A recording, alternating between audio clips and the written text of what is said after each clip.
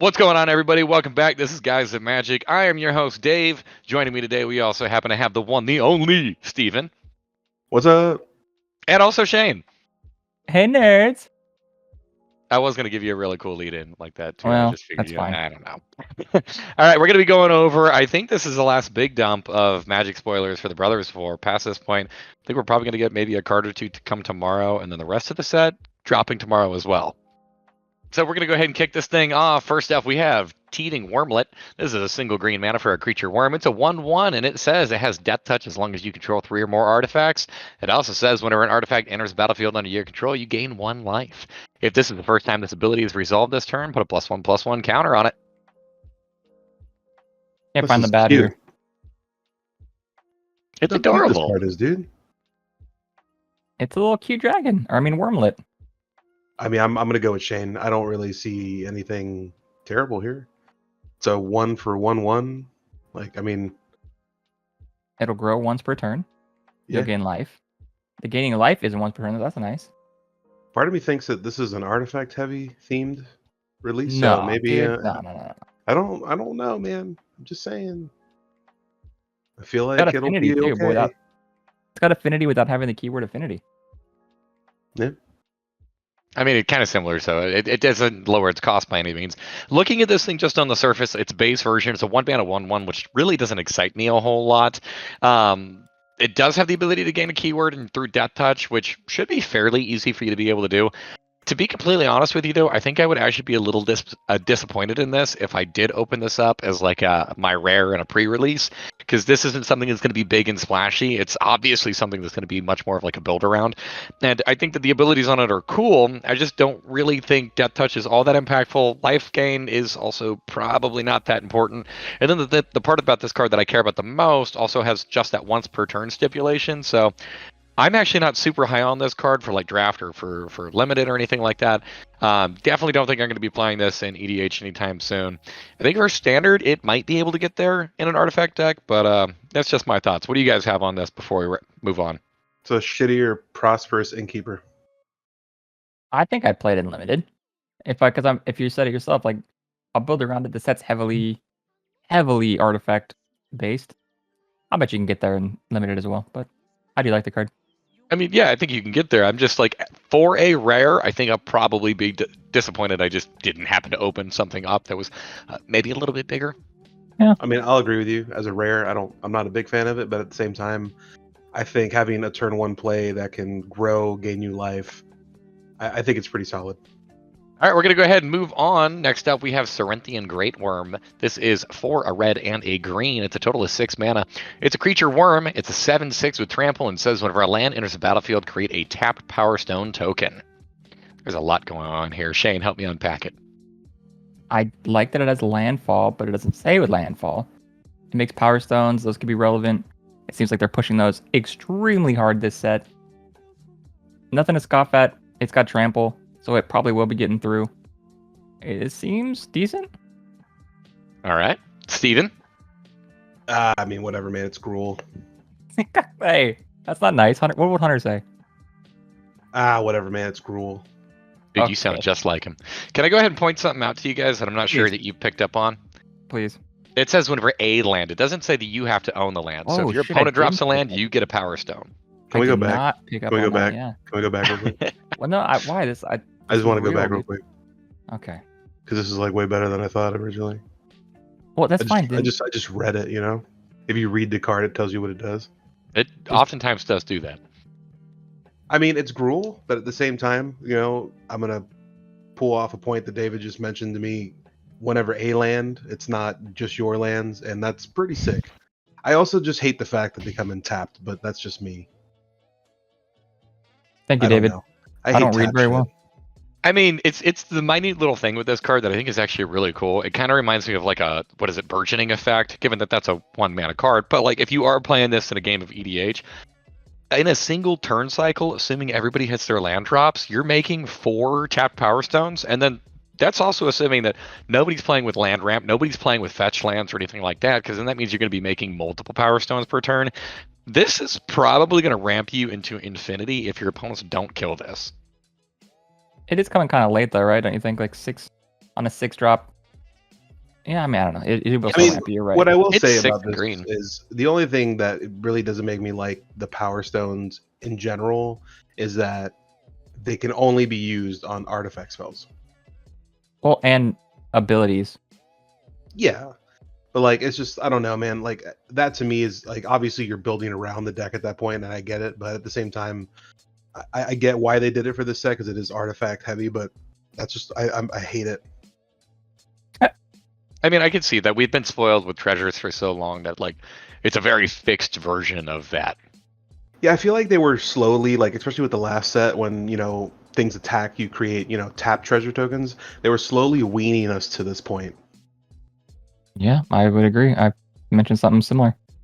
Our next card here is Gwenna, Eyes of Gaea. It is 2 and a green for a total of 3 mana. It's a legendary creature, Elf Druid Scout, a 2/3, and has the ability where you can tap it, add 2 mana in any combination of colors.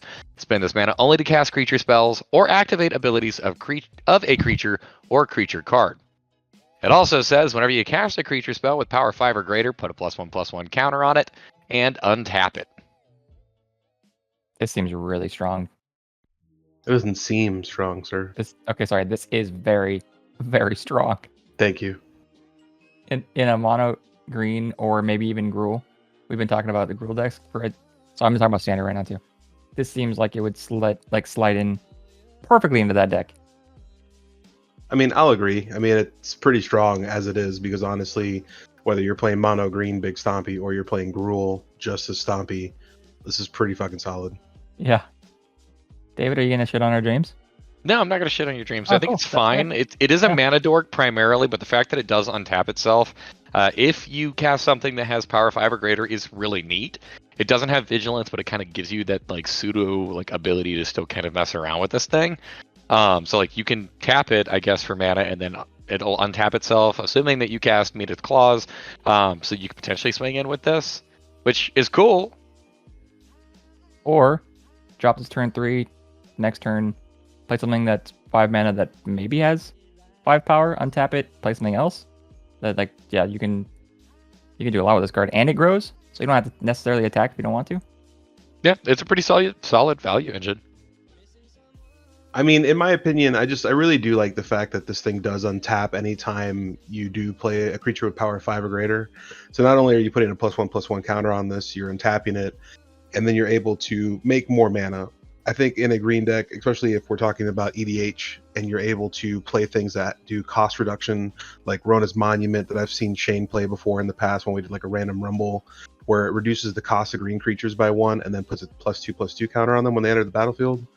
I think things like that, especially like when you build around it, this is going to be pretty bomby really quickly. Yeah, man.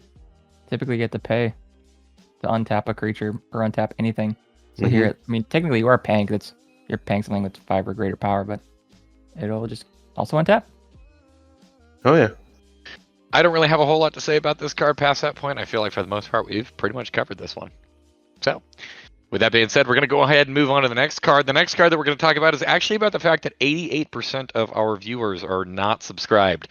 You've already heard us go through the first 3 cards. I'm sure that you absolutely love this content. Shane has the sexiest voice you've ever heard. So do us a big favor. Make sure that you like and subscribe to our YouTube channel. Also, make some comments down below. Tell us that we're right or that we're wrong.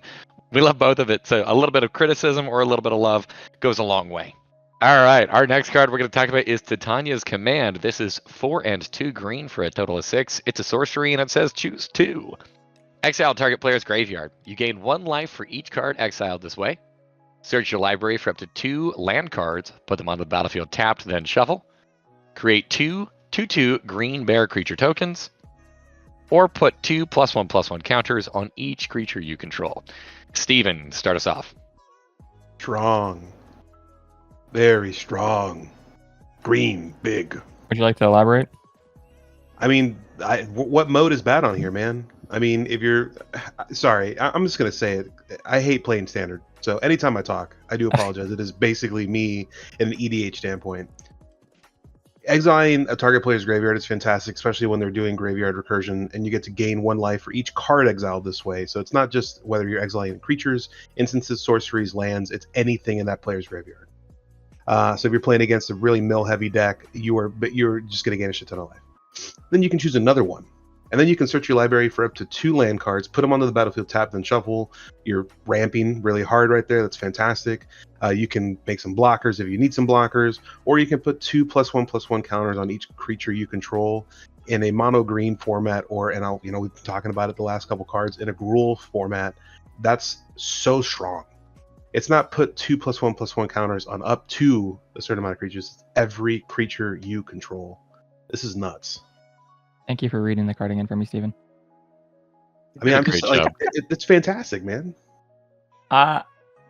It's kind of pricey, and I get what you're saying, but I'm gonna be honest with you. I don't think I'll ever pick the land or the bears, because at 6 I'm probably chilling. I'm probably not missing land drops. Hopefully, I will agree. Putting 2 counters on everything, that one right there is very strong. Excellent Graveyard, that's relevant, but that bottom one seems like the biggest bomb to me in this card.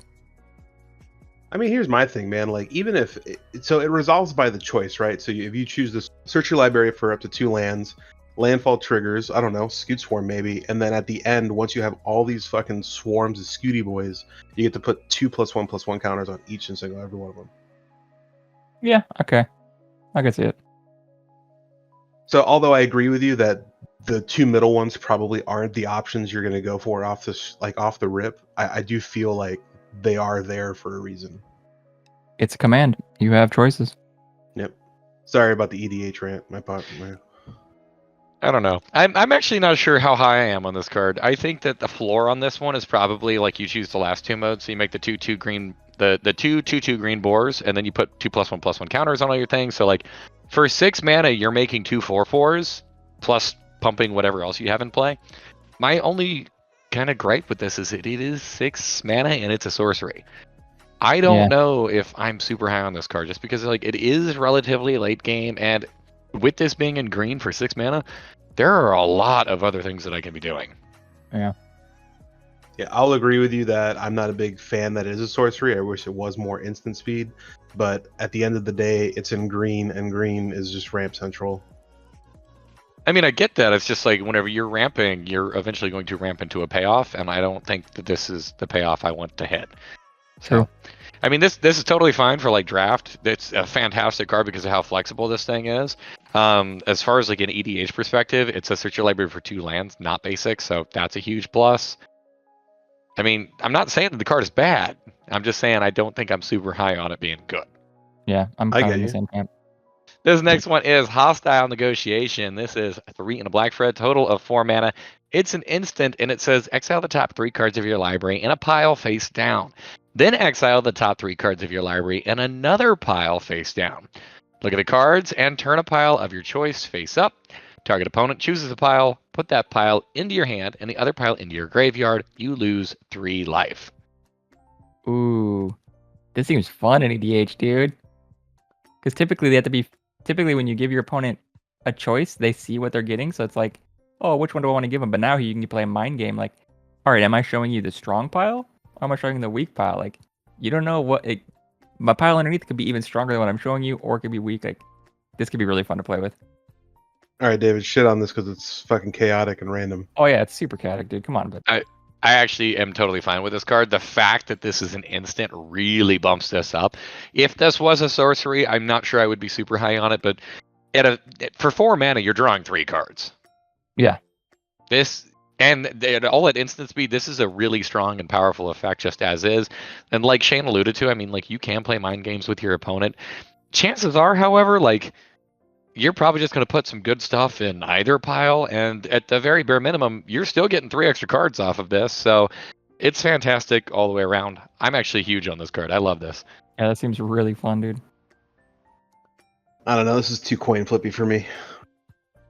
What? I don't get listen. Look. Listen, Linda. Linda. I like it. It's cool. To me, that's why I never play the card Gamble in any of my red decks. Like, it's too terrifying, dude. Well, let me tell you. I have a bad poker face. We'll just do what David said. You put a little bit of good stuff in, but wait. Hold on before we You go don't too put far. anything in anywhere, dude. It's 3 piles. It's 2 piles. Yeah. The first 3 and then the last 3. Well, you in the beginning, David, you said that you would put some in both piles, like you would mix them up. I'm sorry. Let me clarify. Yeah, You're probably going to just get good stuff in both. You're I like the fact that you're building around this, you're playing this card. You're probably not just gonna like burn through 3 of them and be like, wow, there's completely irrelevant shit in that pile. Yeah. Well, now that I think about it too, you hope that one pile is not 3 lands, or unless you need the lands, because otherwise you're the guy's like, I'll just give you the 3 lands. Like, And you know what? If it is 3 lands, then go ahead and show your opponent the other stuff that you have to pull over. Maybe those 3 bomb or those 3 good cards, and that way they think, holy shit, he must have some real gas that's hidden, that's face down. I'm definitely going to go ahead and give him like the stuff that I saw that were not lands. true. Could be fun. I don't know. This being instant, I'm 100% here for it at instant speed. All right, with that, I think we're going to go ahead and move on. Next up here, we have Terror Ballista. This is 7 mana for an artifact creature construct. It's a 5/3 with menace, and it says whenever it attacks, you may sacrifice another creature. When you do, destroy target creature an opponent controls, and it has an unearth of 3 and 2 black. Amazing. I don't know. What do you mean you don't know? This is a 7 mana investment for a 3 toughness creature. The likelihood of me being able to get to play this is already probably low. The likelihood that this is going to stick around long enough to actually even be able to attack is also relatively low. The Unearth, sure, I'll probably get an attack on that, but that's going to be a total of 1. And this still has to occupy a space in my deck. I'm not actually sure if I'm here for this. I'm Wait, Dave, 100% here for this. What about this? What about this? What about you mill over this card, right? Or somehow you get it in your graveyard. Would this be good then? Would 5 mana destroy 2 things be a good card? That's gonna happen when you unearth what do you mean by 5 mana destroy 2 things? So if you unearth it, it's gonna get the destroy on it coming in and then attacking, right? It only says on attack. Yeah. Oh, I thought this was like entering too. No. All right, well then, okay. Is 5 mana destroy something? Is that good? No. Assuming that you have another thing for you to be able to sacrifice, no, it's not. 5 mana for a destruction effect is not good. Then why do you like it, Steven? Because it says, okay. The reason why I like it is because it's on an attack trigger. It doesn't have to deal damage. Regardless of anything, it has menace, which is really nice. Second part, it says, you may sacrifice another creature. It doesn't say token, it just says creature. So you can sacrifice any small token that you're making in this game. And then when you sacrifice it, destroy target creature and opponent controls. So not only are you being able to destroy something, it's on the attack trigger, so you can destroy it before blockers are declared. They can't block. I think my problem here being is it's just like it has some text on it that sounds good, but whenever I think about where I want to put this, I want to put this obviously in some deck that's going to be able to ramp up to 7 mana. So we've got to have some kind of ramp theme. With Shane's idea, like if I want to be able to like mill this thing, okay, well then I've got to like have a mill theme, and then it's also sacrifice like myself. So it's like, okay, well then I have to have a sacrifice theme. It's like how many themes am I putting into my deck? Because the more that I do, overall, the weaker my deck's going to be. I really think you need a mill theme too much with this card. I agree with you. I don't think that you do either. That was just like my example of like, yeah. You using what Shane had said, I don't think that you're going to want to mill into this. I don't think that the unearth ability on here is actually all that good. This is definitely a card that you want to be able to attack repeatedly with to be able to lock down your opponent's board. But that 3 toughness still really does scare me. There's a lot of spells in standard or past that point that deal with 3 toughness creatures. The fact that this thing has such a small butt attached to it means it's probably only attacking once before it goes to the grave, and then you're forced to use that unearth. I mean, I will agree with you in that aspect. The 3 toughness is probably the biggest negative this creature has. I think that the unearth is kind of flavor text here, but I really like the unearth mechanic with, cards like Obeka, where you can basically tap her to end the turn immediately. So any kind of end of turn effect that's making you exile this card, or any card that has like unearth in that matter, it doesn't resolve. So you're able to keep this on the board. You're continuously unearthing things like that. And I just think it's a really cool mechanic in the game to just end the turn before you're able to have to sacrifice anything. I just think that's solid. I mean, from that perspective, yes, that is a commander with it's a very odd commander, and I think it's probably getting a couple of really cool toys here. You still have to play 7 mana for this thing to That's come what I was in. gonna. That's what I was gonna say. Like 7 I mean, mana. I agree. Takes downside. 7 mana, 3 toughness. The worst part about it. I agree. All right, next up we have Artificer's Dragon. This is 6 mana for an artifact creature dragon. It's a 4/4 with flying. You can pay a red, and it says artifact creatures you control get +1/+0 until end of turn. It's also got Unearth of 3 and 2 red. Wow. Why wow? Why wow? I think that it's a fire breathing that can fire breathe for your entire team. If your entire team is artifact creatures, which I would hope they would be when playing something like this. It seems really strong. Instead of just kicking the 1 for the 1 red, you're kicking hopefully your entire team and swinging in for much more. Meh. Yeah, I get you, Steven. You're meh. It's got red in it. You don't give a shit. I mean, dude, don't get me wrong. Like, once it hits the field, after paying 6 mana for it, you know what I mean? Like, I don't know. Like, so 6 mana you drop in on this, and then you can use its ability immediately, you know, pay a bunch of fucking mountain red mana and just pump all your artifact creatures. I'm sure there's a line here. I'm not a big fan of it. The last thing you were high on was 7, so Yeah, You but don't the care last about thing I paying was that high much on, mana. I mean, yeah, but at the end of the day, like, I've already invested this much mana into the 7 or the 6. How much mana do I have for the red to pump all my creatures? a And then ton. going off what you just said, I mean, so then I have a ton of mana for my 7. True. I do look at it like this. If you're going to be playing this deck, and say, for example, you're playing in mono red, and you did manage to get this thing into play, so assuming that you've got 6 mana working with you, this thing also pumps itself. So the following turn, you have 6 red mana to work with. Your creature's getting +6/+0 is going to win you the game. Yes, sir. So this is a card that, like, if you can get out, your opponents are going to have to kill. Now, yes, obviously, this is still 6 mana. We're going to probably have to play around and see how impactful those Power Stone tokens are. I'm assuming that they're going to be, I want to say, viable in each color. So this is a card that I do think maybe has potential. I think that even just pumping like 3 mana into this is probably still enough to be able to close out the game in most cases. Yeah, I'd agree.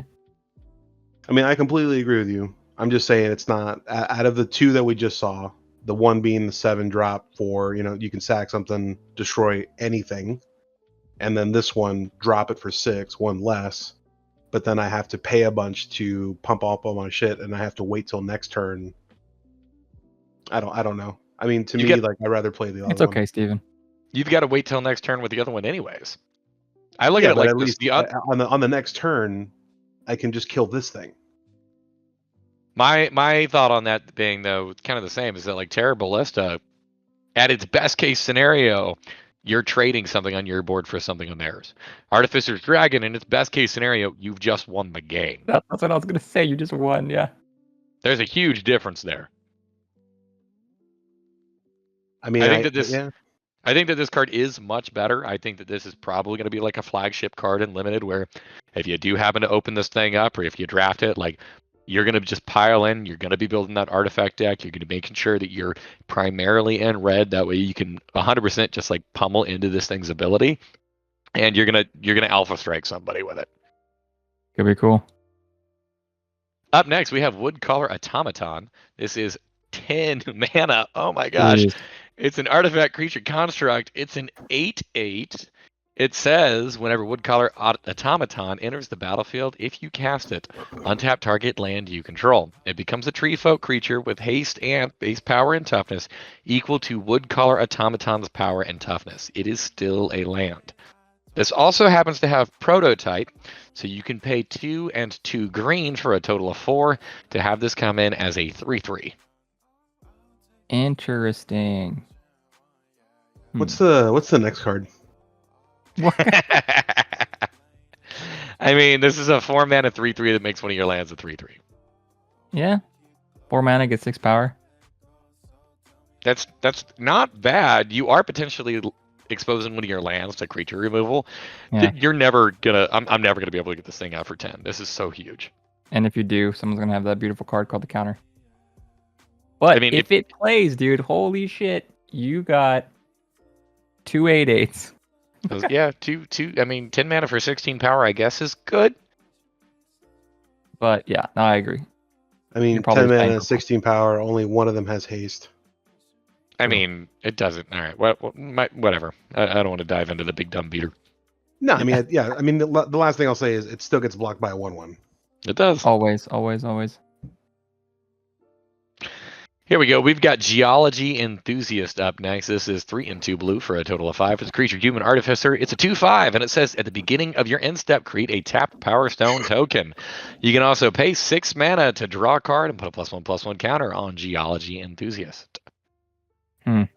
Middle of the road. Yeah. Our Power Stone's gonna be good. I don't know. I love that this makes the Power Stone tokens without you having to do any work. I hate the fact that this costs 5 mana. So you're not starting your engine for that until you probably don't need a whole lot of mana anyways. Yeah, it's unfortunate. But I can see where they're going with it. And then when you will, let's say you do drop this next turn, it is built to where you can just pay the 6 if you need to, draw a card, put a counter.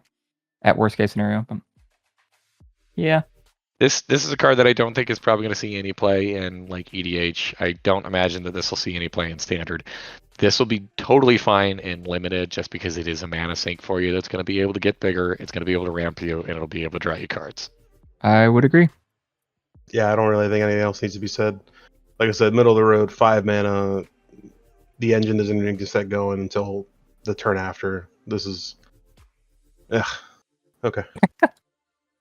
Moving on, we have my favorite card in the entire set, just because of the artwork. I fucking love this. It's Rescue Retriever. This is 3 and 2 white for a creature, dog, soldier. It's a 3/3 with flash. It says, whenever it enters the battlefield, put a +1/+1 counter on each other soldier creature you control. And it also says, prevent all damage that would be dealt to other attacking soldiers you control. This seems really good, David, for a soldier deck. Dude, really this is a good. fucking happy boy. And it's a good boy, yeah. Flash, put counter on all your soldiers. Just, I mean, even the preventing damage. If you go in, you get a swing. Let's go, dude. You're kind of protecting your boys. I'm probably expecting this if my opponent is attacking me and they still have 5 mana up. Yeah. But like, this dude does everything you need him to. He's a great dog. He protect, he attack, he flash. Motherfucking knows. He knows so many tricks. And the fact that he is a soldier himself, that's pretty relevant. Steven? I mean, you guys kind of hit it on the head there. I don't really have anything else to say. I mean, Flash is fantastic on this. Obviously, David pointed out that you're holding 5 mana up and you're swinging with a massive board state. I mean, yeah, that might be some fishery, you know. I just can't get over the artwork on this card, man. That dog is so happy to be here. Dude, he's just like, I'll be here, boys, and just like leaps in. Hell like, yeah. I fucking love war. Great card. All right, next up we have Legions to Ashes. This is 1 white and a black. It's a sorcery. It says exile target non-land permanent an opponent controls and all tokens that player controls with the same name as that permanent. What? I just read like it. this. I know, but I like this a lot, David. I like this a lot. For Standard, for EDH, I like this card. I don't know about for EDH. I do think I like it for Standard. This cleans up all of their power tokens in the case that those are actually problematic. My gripe is that like white-black is the best color combination for single target removal in EDH. I don't think this is making the cut for me. I think you're kind of wrong. What's the one that like literally just is the same mana and it exiles? Anguish of Making. Yeah, That's that permanent, hurts though. you, right? Yeah, it's target permanent. And that hurts you, right? Yeah. Isn't there? I thought there was It one does that does 3 that. damage to you. I thought there was one that didn't hurt you and Vindicate. so. That one's Vindicate. But that one's sorcery speed. Oh shit, this That's is a sorcery. sorcery.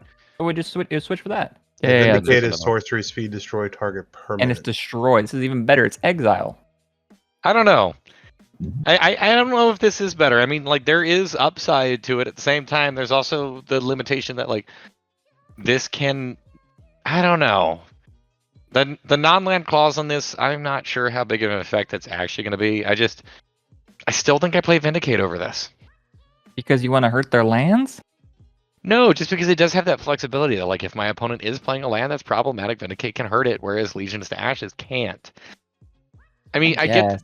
at the same time, like, this is a fucking wrecking ball for any kind of token deck. Yeah. Think about my Marnius deck where I made like the squad cost of those cards. They have the exact same name in their tokens. That would get rid of one and then all the tokens of the same name.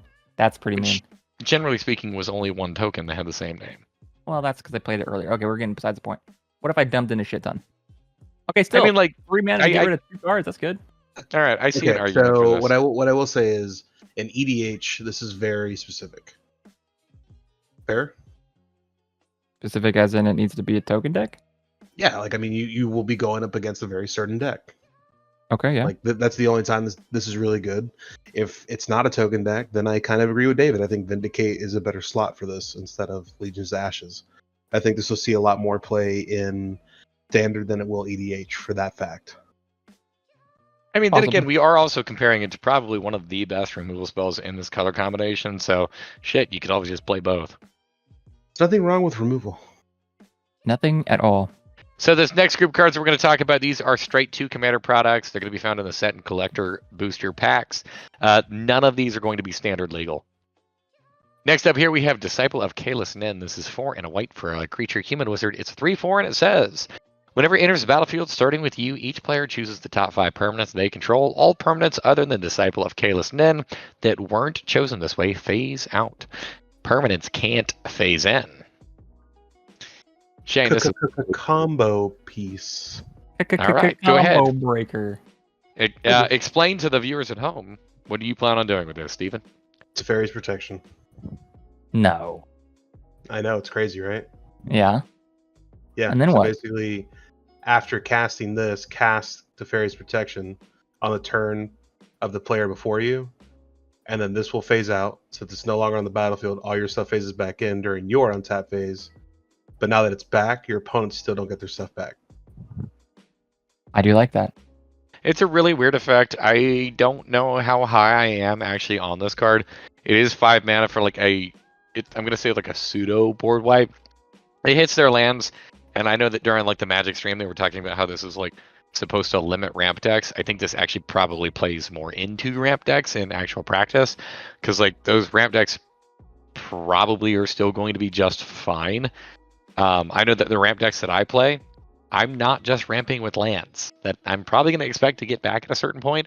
I'm probably also still ramping with like my mana dorks, for example. So I'm going to have creatures and mana left over, whereas some of my opponents may not have either of the two of them. So I don't know. This is a weird card. I don't know how to feel about it. I don't think it's actually going to be as impactful as what it kind of like initially gives off. Yeah, I think it's cool though. And I know that we all watched the video too, but it's interesting for them. It's interesting to hear that they're very interested in the like land destruction as a mechanic or as an area, but they don't like where it was at. So this is kind of like a way to not neuter it, but keep it under control, but still having the same similar effects. So it's It's kinda pseudo interesting to land see. destruction. Yeah. So it's kind of interesting to see that they're actually actively thinking and talking about things like that. I mean, I don't even know how I feel about it whenever you're talking about land destruction, because like I know that they mentioned it in the video as like a potential way for them to do this, but at the same time, they can always just choose the lands that are a pain in the ass to just stick around. True, but at least they get them back, right? Like they're not just gone forever. Hopefully, well, maybe they Dude, are. would But you imagine playing this and then phasing out like all your lands and then playing Armageddon? okay, that would be super mean. Oh, I mean, yeah, you blow up, assuming that they chose all of their lands, 5 lands from each opponent. yeah. At that point, just play Armageddon without doing this, though, Steven. Fuck it, dude. Chaos. Yeah. You fuck it. I mean, there is also a card that just like makes your lands indestructible. Yeah. I don't know. I think this is pretty good. I do enjoy the stipulation. I understand what you're saying, David, about the, you get to choose your mana dorks and some lands. It might help you out in the future as well, whereas other people might not have all that. But at the end of the day, it's still just 5 permanents that you're keeping on your field. You know what I mean? Yeah. Yep. They still are going to choose their 5 most impactful too, though. So I think this will definitely see play. I definitely enjoy this card. all right, well then, I look forward to sitting down at the table and playing this against you, or I playing don't. you with this. How do I say that sentence? You did good, Playing David. against us. Playing against us. There you go. All right, we're gonna go ahead and move on. This next one is Sardian Avenger. This is 1 and a red. It's a creature goblin warrior. It's a 1/1. It's got first strike and trample. It also says whenever it attacks, it gets +X/+O until end of turn, where X is the number of artifacts your opponents control. Whenever an artifact an opponent controls is put into the graveyard from the battlefield, it deals 1 damage to that player. I'd like to David. start off with this real quick, just because I didn't get to watch the stream in all its entirety, and my phone kept blowing up, and all I kept reading was like, "Holy shit, that goblin, goblin, goblin, that goblin, this goblin, oh my god, this goblin," and I kind of get it now. Yeah, I was gonna say, I know that David hates when we say, David, you're gonna love this card. I'll just say that I think this card is amazing. The fact that it has first strike and the trample on it, that's really, really cool. And I had to ask if tokens enter the battle or enter the graveyard because for some reason I thought they didn't. They do. That's amazing. That's so cool. So if you go to swing on this and they go, well, you know what, I'm just gonna blow up my things instead. Well, you're so good and hit. Like, this card is crazy. I don't like this as an attacker at all. It gets +X/+O, and since it says 1 toughness, it means it dies basically if it ever attacks. This card is a 2 mana. I'm gonna go sit there and hate on treasure decks. Okay, look, I get that you think it could die, but if they have enough, dude, it could be a 10/1 with first strike. So you'll kill whatever blocks. And it has trample. Still, no, not a fan. That's fine. I don't think I'm ever attacking with this thing. Realistically speaking, I'm probably not actually ever even doing anything with this thing. It has 1 toughness. This thing dies in the case my opponent casts, I don't know, a pebble. Its second ability is pretty dope. It does really hate on treasure decks, which, I mean, we probably need some of that right now in EDH. There's a ton of treasure decks that are running around, or decks that really capitalize on that. Dude, and it shuts down like combos that can infinitely loop through artifacts or anything like there that. you go. Like, crazy. We have defeated KCI. Yep. I mean, I can't really talk about this any further. I mean, it's basically, I mean, I understand that, you know, the second part there where you don't really think about it as an attacker. I mean, I don't either, but it's still really strong because the bigger board state on artifacts your opponents get with trample, this could possibly one-shot somebody. You never know. But the third text line there is fantastic. Deals 1 damage to that player, artifact removal. Could you just imagine like somebody like getting a bunch of artifacts and then Vandal Blast? Oh, fantastic. Next up here, we have Titania Nature's Force. This is 4 and 2 green for a total of 6. She is a legendary creature elemental, a 6/6, and it says you may play forests from your graveyard. Whenever a forest enters the battlefield under your control, create a 5/3 green elemental creature token. And whenever an elemental you control dies, you may mill 3 cards. Yes. I definitely feel like this is a Shane card because you love green. I love green. No, honestly, this is a hunter card, but I can take over for hunter and say that this is in my opinion, a really, really strong landfall deck. Sorry, forest fall deck. Forest fall, yeah. And it's almost like a pseudo Omnath. It'll mill you, so maybe I guess your strategy here is that you're going to be milling yourself or something. But this just seems like a powerhouse. So I think on the surface this reads really well. My problem, however, being is like what you mentioned. This is directly competing in the exact same lane that Omnath does. I believe it's Locus of Rage, the red and green one. This makes weaker tokens and only triggers on forests, though.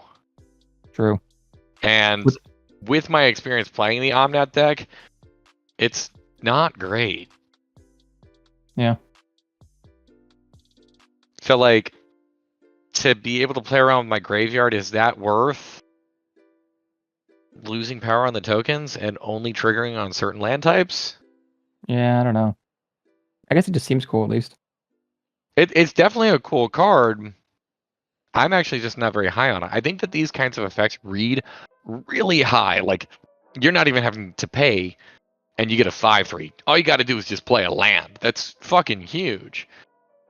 But from my experience, like, these decks don't tend to do a whole lot. They flood the board, and then a board wipe hits, and then you realize, holy shit, I've played all of the lands in my deck, and sure, I can cast everything, but most of the things in my deck go find more lands that aren't in my library anymore.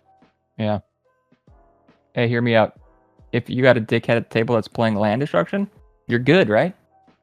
I mean, you could. No, you can't really. I don't think you can pull off mono green land destruction. No. Maybe that's the caveat that saves this, because like you can still play those forests from your grave with this card. So like you're never gonna hit a point where you just like don't have, I guess, a forest to play, because like your graveyard is now accessible to you.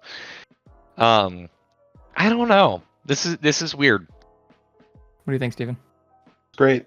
Why are we not talking how great this card is? I said what? Did you not hear anything I just said? Sorry, I've only heard David. Oh, okay. I get Maybe your point. I get your just point, but like, so since we're talking about EDH, right? You put one card in your deck that shuffles your graveyard back into your deck, and you never have to worry about not being able to do anything you want to do. It's not that, and like this card actually has the ability to just like play forest out of your graveyard. It's more so of like maybe it was the deck that I built with Omnath was just very efficient at getting lands in play. That oftentimes what ended up happening was I had every land in my deck on the battlefield. Yeah. Which was remember that. fantastic because Omnath would go absolutely nuts and trigger a ton of times. The problem, however, being is like you hit a point where your deck kind of shuts off. It does so well that it no longer does things. It's a weird sentence. I mean, I know get that it, but at the same time, there are cards that will destroy your own lands to go find other lands. Crop rotation, for instance, can go. You sacrifice a land to go search for a land. There's other cards in green that will do that for you as well.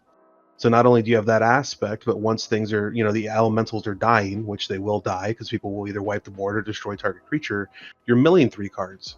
And then, you can get to those lands. You have cards that will let you play more lands each turn. You have Azusa, you have the Naked Boy, the fucking... Dryad. Yeah, the Dryad of the... Yeah, so I mean, like... Elysian Grove. Yeah, Dryad of the Elysian Grove, thank you. I think that although it is very specific, and obviously you do have to build around this deck, but at the end of the day, there's so many cool ways to go around it, and all you need is just one card that says, when this card is put into your graveyard, shuffle graveyard into deck, and then you're starting all over. Yeah. I don't know. I think that for me, I still want to say yes, it's a good card. I just think it's directly competing in the same lane as a deck that I've had a bit of experience playing that was never very good. I can see where you're coming from. I still think it's a cool card, though. It's amazing. Okay. We're going to go ahead and move on. This is Staff of Titania. This is 2 mana for an artifact equipment. It says the equipped creature gets +X/+X, where X is the number of forests you control. It also says whenever the equipped creature attacks, create a 1/1 green forest dryad land creature token, and it has an equip cost of 3. Dryad. I really like this card again, dude. I also love this art. I was talking to Hunter about this. How sick would that be on a playmat, dude? It's too green. You're too green. I don't like the art. Not near enough. I don't understand. Like, he's gonna We shit can on edit. everything I like. We can edit I'm this not part trying to shit on whatever you like. It's just like the art looks very CGI to me. Like the staff, just something about it just doesn't mash. Maybe it's the quality, because on the stream it didn't look that bad, but I can see. I think This that card's fantastic.